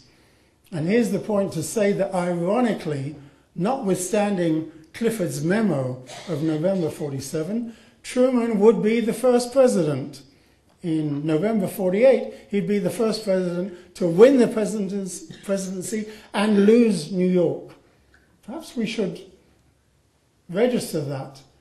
Whatever we think, the Jews of the state, the American Jewry at that time, did not buy Truman. They did not buy his zigzagging. And they did not vote for him in New York. He got a majority. The Democrats had always got a majority of Jewish votes at that time. But the majority which Roosevelt had always enjoyed, over 90%, fell drastically for Truman. So the recognition debate on the 12th of May, the argument on the 12th of May, was largely an attempt by Clifford to recoup the damage done in March. And I must add here, sorry if I sound all negative, but I think it's evening out the tables a little. George Elsey was mentioned by Mr. Weinstein, Dr. Weinstein, I believe, this morning. George Elsey was an aide to Clifford. And George Elsey, in his deposition at the Truman Archives, has stated that the Truman being furious, and everybody knows Truman was furious at the trusteeship proposal, made behind his back, made him look a liar to Weitzman. Elsey said it was not going behind Truman's back. That had been a contingency plan. If disorder breaks loose and there's sheer anarchy in Israel, it was on the books. The only question was timing, Elsey said. Timing and advertising it or doing a PR job with the Jewish voters to explain to them why they needed to suggest a trusteeship proposal first. But one must even up the books by saying that Truman had not told the State Department that he was meeting Weitzman and promising to Weitzman that we're going to support partition. Whereas Truman himself in January had sat with the whole government administration, and they agreed if the war gets out of hand, and remember those months the Jewish community in Palestine was having the rough end of it. It was losing the war right through to the end of March. Make no bones about it. And the State Department had a field day from their point of view, because they could say, look, we've got to get a trusteeship into place to save the Jews in Palestine from a second Holocaust. The Arabs are getting the better of them. So to a large extent, on the one hand, and this is what Clifford argued, he said it's good electorally. And the other point he made was that we will gain points with the Jews in Palestine for getting in before the Russians. Clifford put in two main arguments: to make up electoral losses and to beat the Russians to the draw. Because of time, I'll leave it at that. I'm aware it's not conclusive. Thank you very much. I'm sure you're thrilled to know that there's yet one more speaker. It's always a joy to be the last person on the last panel, and a particular joy today to start when I was supposed to have concluded. So my job is to summarize, and I will try to be brief given the lateness of the day. I think, however different these papers have been this afternoon, they really have been quite illuminating in the different ways, and they do show the difficulties of interpreting Truman's decision to recognize Israel. The topic, actually, of Truman's recognition has been widely explored, and we're going to get a new book that promises to be very excellent, and you'll all be able to compare that new book with Michael Cohen's old book, and I think that, that it will be very illuminating to do so. And you see the difficulties that historians really do face in weighing conflicting evidence. These papers, I would say, however different, add a great deal of nuance and detail to what is really a familiar story in the literature. And they do provide, I think, a basis for an overall synthesis, even though they argue, in some respects, very different interpretations. What do I personally think after listening to this and reading a fair amount of the literature one should take away from all these discussions? I think, first of all, it's important to realize the degree to which Truman actually was ambivalent about the recognition of Israel. He did waver. His decision was contingent. He was beleaguered by conflicting, yet sometimes reinforcing religious, political, humanitarian, geopolitical, and strategic impulses. U.S. policy floundered because of the conflict between the views of the State Department, the Army, the Joint Chiefs of Staff, and the Defense Department on the one hand, and the views of Truman's political advisors and some of his friends on the other hand. Truman does appear inconsistent, yet I think ultimately one should also realize that Truman was practical and sensible. Moreover, his policies after 1948, until the end of his presidency in January 1953, underscored his view that Israel had a right to exist and must exist. But equally important, Truman also felt that Israel should accommodate the legitimate needs of Arab Palestinians, and that Israel should live in harmony with its neighbors. Now, what were the divergent impulses? Let me sum up. First, Truman did possess a religious evangelical belief that there was a promised land for the Jews. This morning, Professor Kirkendall emphasized this point, and I think, although I don't agree with quite the emphasis he puts on it, that it is an important point. He did believe that there was a promised land for the Jews, and he did read the Bible frequently as a young person. Yet Michael Cohn is absolutely right if you read the Truman diaries and his memos and letters. Truman did use words like kike frequently, very, very frequently. But on the other hand, as the radishes emphasize, and as Ambassador Brown emphasized this morning, Truman did have not one, but quite a few Jewish friends, like Eddie Jacobson, but he wasn't the only one, as Ambassador Brown has stressed today. And he did have, and chose to rely upon, several very influential Jewish White House aides, like Sam Roseman, David Niles, and Max Lowenthal. And their role was critical, absolutely critical. And I think the Radish's paper and their future book will illuminate beautifully how important these personal contacts were. Of course, you need to realize or think about the fact that if Truman had really favored recognition to begin with, the job of these advisors and Jewish friends would not have had to be so arduous. The Radishes also remind us that Truman could become furious with Jewish lobbyists. He detested Abba Silver, and he could erupt with anger if pushed too far. This is not a secret. Michael Cohn's reading from the diary entry is not a secret. Indeed, this morning, Chaim Rabinovich opened the session by talking about these Jewish prejudices, and to the credit of the Truman Library, that quotation is on exhibit outside. Anyone can see that.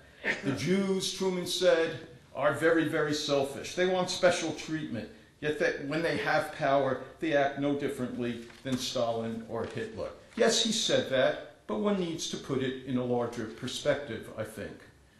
Notwithstanding his intermittent furor with Jewish lobbyists, he was, and I agree here with Michael Cohn, altogether cognizant of the importance of the Jewish vote and Jewish financial support and the importance of New York in particular.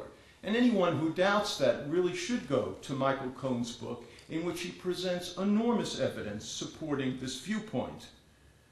Politics then pushed in the direction of recognition. But geopolitics, strategy, and diplomacy sometimes pushed in a very different direction. State and Defense Department officials did not want to antagonize Arab leaders. They did not want to jeopardize access to Middle East oil. They did not want to lose access to the great British air base at Suez. And they did not want to provide the Soviets with an opportunity to maneuver their way into the region by capitalizing on America's inept diplomacy. That was the viewpoint of most State and Defense Department officials and the generals on the Joint Chiefs of Staff. So Truman, in fact, was buffeted this way and that. He was not an ardent supporter of Israel, although he clearly, unequivocally supported Jewish emigration to Palestine. Most of all, I would say, Truman was just bothered by this issue. He wished it would go away. He had more important priorities as he defined them. And he wrote to a senator that he hoped that the Palestine question would have been settled by a federal autonomous state, not by partition, but the New York Jews knocked out this possibility. In other words, Truman was irritated that the Jews would settle for nothing but partition. And he was right. And we should be clear. Jewish actions in Palestine created the reality that Truman accepted. That was a point that Alon Kaddish stressed this morning when he talked about the events in Palestine between January and May of 1948. The Jews in Palestine created a reality that Truman recognized. Truman wanted the Jews actually to settle for less. But when they did not, and when the trusteeship idea floundered and got no real support from anyone except in the State Department, recognition became the only sensible answer. And he wrote his friend Eddie Jacobson on February 27, 1948, quote, "The situation has been a headache to me for 2.5 years. The Jews are so emotional, and the Arabs are so difficult to talk with that it's almost impossible to get anything done here." And then to Dean Alfinch, a few days after recognition, on May 18, 1948, Truman wrote, "The main difficulty with our friends, the Jews in this country, is that they are so emotional. The President of the United States has to be very careful not to be emotional and not to forget that he is working for 145 million Americans, not just Jews." What ultimately became rational, not emotional, from Truman's perspective, was the decision for recognition. It was politically expedient, but it was not just politically expedient. It was a humanitarian gesture, but not just a humanitarian gesture. Truman and his White House advisors also came to see that geopolitical, economic, and strategic advantages of recognition outweighed the disadvantages. They did worry that recognition would antagonize Arabs, but they came to worry even more that if the United States was slow to recognize Israel, the Soviets would do so nonetheless. And they, the Soviets, would make inroads into the Middle East at the expense of U.S. influence. In a White House memorandum on May 9th, written by Lowenthal, proponents of recognition explicitly warned about the possibility that the Soviets might recognize Israel first, and then the U.S. action might seem, quote, end quote, begrudging. The Zionist state, with its socialist principles, might become a vehicle for the Soviets to exert influence into the Middle East. And they certainly wanted to, as Vlad Zubak argued this morning. So overall, Truman would have preferred not to deal with the issue, but he had to deal with it. And ultimately, political, economic, geopolitical, humanitarian, and political variables reinforced one another. Although State Department and Defense Department officials still remained unhappy. But Truman clearly felt, when he decided for recognition, that he was not only doing something that was politically expedient and that accorded with his humanitarian sensibilities, but he also believed that he was serving U.S. interests. Clark Clifford, for example, argued persuasively to Truman that he should not worry about losing access to Middle East oil. The Arabs, he said, needed to sell the oil as badly as the United States and Western Europe needed to have the oil.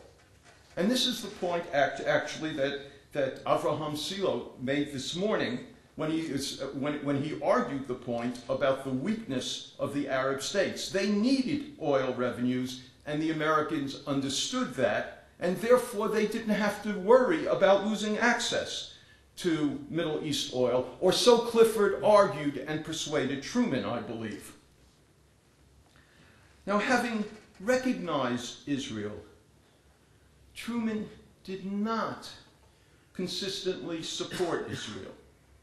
At times he was disgusted with Israeli policies, and he deeply resented the pressures exerted on him by Jewish lobbyists and friends. He was not indifferent to Arab hardships, protests, and remonstrations. In fact, he sought, during his second term from 1949 to 53, to pursue a more balanced policy as he himself conceived it to be. First, he imposed an embargo on arms shipments to Israel and to the Arab states. He wanted the United States and its allies to sell armaments only for the preservation of domestic order. He allowed the sale to Israel of some ammunition and some aircraft, but not tanks, not jets, not 75mm guns. Second, Truman wanted to deal with the refugee problem. He initially favored, repatriation, but he bowed to Israeli pressure. In April 1949, Truman actually told Chaim Weitzman that he was, quote, disgusted with Jewish treatment of the Arab refugees, and he suspended a $49 million balance of an export-import loan, although later on he allowed small parts of it to go through. Truman then championed economic aid and relief, not just to Israel, but to the Arab states and to the refugees. The Pentagon and the United States Public Health Service sent doctors and sanitary engineers to the refugee camps. Truman himself was in favor, very much in favor, of these initiatives, and he also supported the UN Economic Survey mission. Truman, for example, in fiscal year 1952, actually signed an appropriations bill that called for $65 million for Israel and $65 million for Arabs, for the Arab states, and for the refugees. Third, Truman always sought ways during his second administration to arrange a permanent settlement between Arabs and Jews in the Middle East. His initial proposals called actually for some Israeli territorial concessions. And in April 1950, his administration supported Jordanian annexation of the West Bank when the British threw their full support to Jordanian claims. But Truman never pressed his demands for additional Israeli territorial concessions. The domestic political costs were simply too high. Small nations actually have considerable ability to get their way, especially when they can exploit domestic politics inside the United States, and when matters are not of primary importance to U.S. officials, and these matters were never of primary importance to Harry Truman. Truman believed that lasting peace required equity. For him, it was not a matter of good versus evil, but of complexity and of contested legitimacy. He championed compromise and he called for mutual concessions, but he lacked fortitude and he lacked the capabilities to force compromise. Truman, in other words, was not the unequivocal champion of Israel that he is often portrayed to be. He recognized Israel's right to exist when Israeli actions gave him little choice as he saw it. But he felt that Israel had to act justly to dispossessed Arabs or peace would never come. He was frustrated, sometimes even embittered, by the intransigence of Arabs as well as Jews. In his eyes, they all seemed unreasonable. Now, with the passage of time, as Mike Devine and Alan Weinstein and Ambassador Brown pointed out this morning, with the passage of time, Harry Truman's stature has risen greatly. His decision to recognize Israel and his aspirations for just treatment of dispossessed Arabs add to his stature. He was a president, like George W. Bush, who generally liked to see things in black and white. Although Truman often talked about good versus evil, he did often talk about good versus evil. What is interesting is that Truman rarely, if ever, talked about Israeli-Arab affairs in this way. In the heart of the Middle East, in the land Truman believed God promised the Jews, he also knew the issues were of profound complexity. Thank you.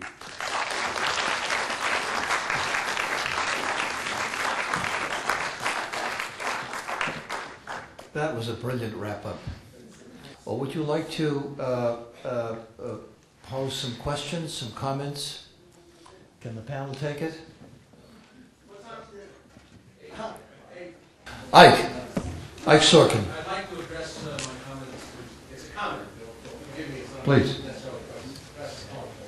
I was fascinated by what you said, but as something of an amateur student of American history, we've had people in office on the Supreme Court who changed the positions, their personal positions, what's elevated to that position. Felix Frankfurter was a member of the Ku Klux Klan. As a young man, he became one of the most liberal of justices. Earl Warren was Bane of Eisenhower because he changed his position when he got to the floor.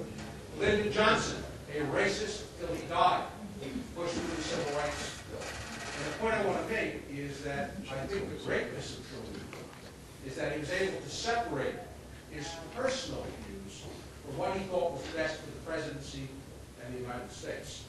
And although he may have died a racist, and I don't disagree with your first hypothesis, I'm not educated enough in your area on the second hypothesis, but I would add that New York probably was a lost cause anyway, because Dewey was the former governor from New York. And so that was probably a losing proposition anyway. But I think that was the greatness of Truman, that he was able to put that aside and look at his role as the president, as opposed to what he felt his early life was in Missouri. That's my comment. All right, thank you. And would like anybody would like to respond to that? Please.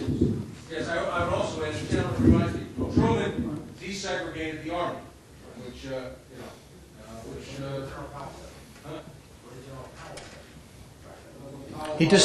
He desegregated the armed services. Yes.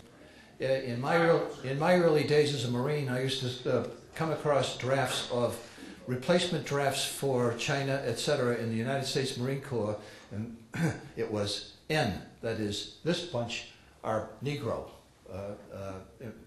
When I entered the Marine Corps, it was totally segregated. It took the Korean War really to. If there's comments or my comment, I'd be happy to hear it. Please. Yeah, just very quick reply. It is difficult to quantify all the various factors which went into bringing the recognition. I would stake my reputation, whatever, that without the electoral factor, then they wouldn't have rushed in to recognize. And I must add one point I forgot earlier. The State Department pointed out rightly there was no precedent ever for America recognizing a new entity which as yet did not have internationally recognized borders. It was totally improper from the point of view of international relations. So I would say without that factor, it wouldn't be, you know. And without Jacobson, Jacob is an old pal, and Truman never forgot old pals. Without Jacob's intervention in the White House, he wouldn't have received Weitzman. Not that that particular March meeting, historical perspective, had any real influence, one way or the other.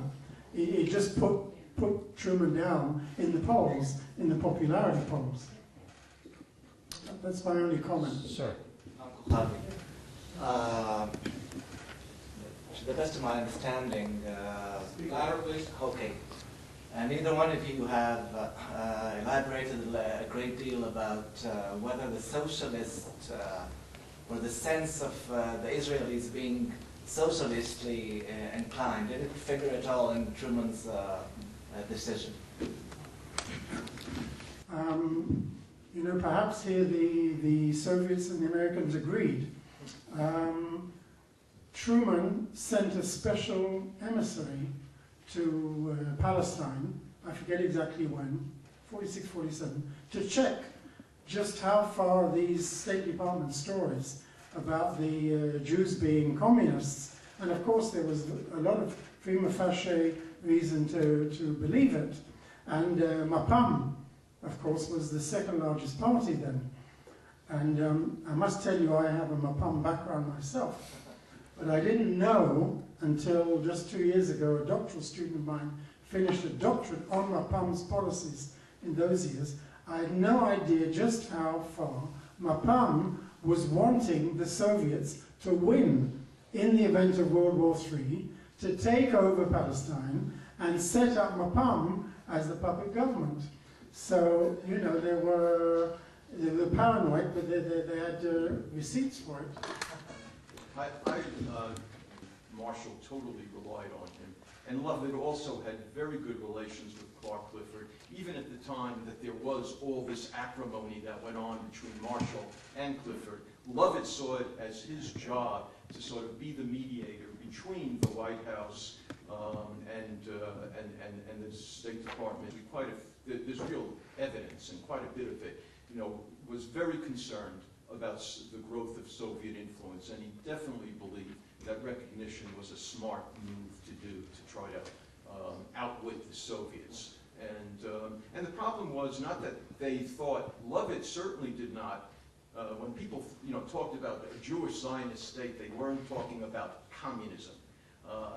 What they knew was that the Zionists were socialists, but they also were very fearful that the socialists, they were very fearful that the new Zionist state would be very unstable, and that given the instability of it and the socialist leanings of key factions in it would play to the advantage of the Soviet Union, that they'd be able to exploit the prospective instability and capitalize. And so it was natural for them to say, this is one aspect where it really does make sense to recognize and to try to gain more influence. I thank the audience, I thank the panel, I thank Barbara Mandel for her generous support of this conference. Thank you very much.